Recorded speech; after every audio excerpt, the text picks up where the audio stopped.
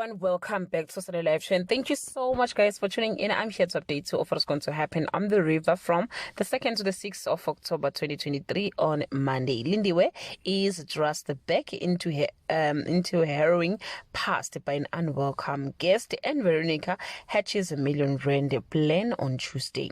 Ghost of Lindiwe's past refused to stay in the closet. Veronica embarks on a journey to secure her future on Wednesday. Andile pushes Lindiwe toward reopening her old wounds as Veronica struggled to adjust to her new life on Thursday.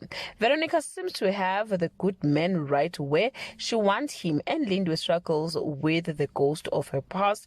On Friday, Veronica can barely keep up with the anointed crowd. Lindiwe refuses to bring her demons into Andile's life. Well guys, that's all I have for today. You can leave your comment below and share your opinion. Bye.